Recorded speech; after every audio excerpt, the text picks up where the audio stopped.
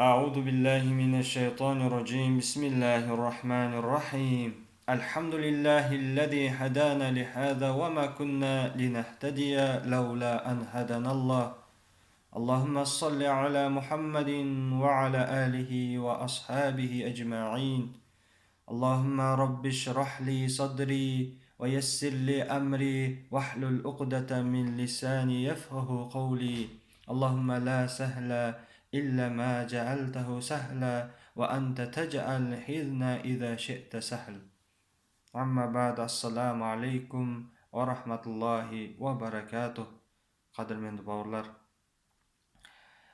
сіз менен бізді Алла Таала өзінің мейіріміне бөлеп, кешіріміне бөлесін. Пайғамбарымыз Мұхаммед Мұстафа саллаллаху алейхи уассаламға Алланың салауаты мен сәлемі болсын. Барша мадақ әлемдердің Раббысы Алла Таалаға. Құрметті бауырлар, бүгін сізбенен біз Алла Тааланың қасиетті Құран кәрімдегі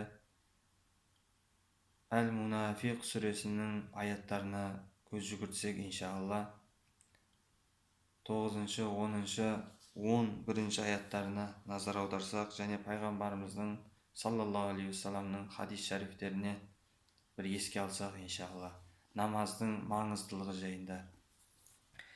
Аузу биллахи минаш шайтанир раджим. Бисмиллахир рахманир рахим. يا أيها الذين آمنوا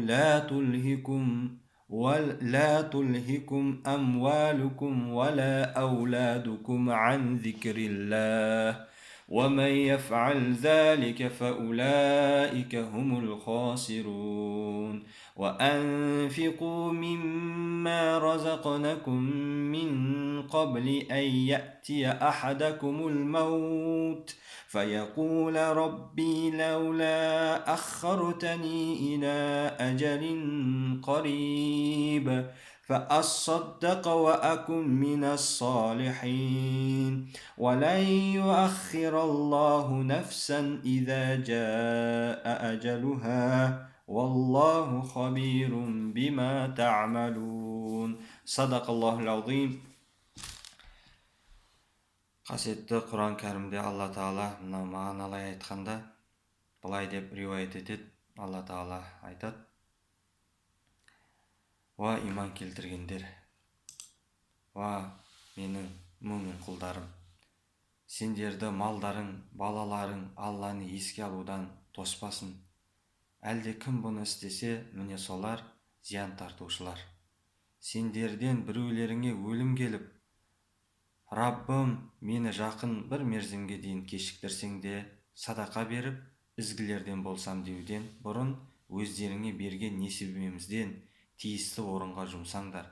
Қашан біреудің ажалы келсе, Алла оны әсте кешіктірмейді, және Алла істегендеріңді толық біледі», деп Әл-Мунафиқун сүресінің 9-шы, 10-шы, 11-шы аяттарында Алла Таала сіз бенен бізге осылай ескертеді. Әрі қарай пайғамбарымыз Мұхаммед Мұстафа саллаллаху алейхи уассалам хадис шәрифтерінде былай дейді. Бұл имам Табаранидің риуаятында келген. Қала Расулуллахи саллаллаху алейхи уассалам: «Ла имана лиман ла аманата лаху, ва ла салата лиман ла тахура лаху, ва ла дина лиман ла салата лаху, иннама мауди'у салати миннад дини камауди'i ар-раси минал жасади». Равахул Табарани. Алланың елшісі, оған Алланың салауаты мен сәлемі болсын, бір хадисінде былай деген: «Аманатқа қиянат жасайтынның иманы жоқ. Аманатқа қиянат жасайтынның иманы жоқ. Дәреті жоқтың намазы жоқ, намазы жоқтың діні жоқ. Намаздың діндегі орны бастың денедегі орнындай», деген екен. Құрметті бауырлар,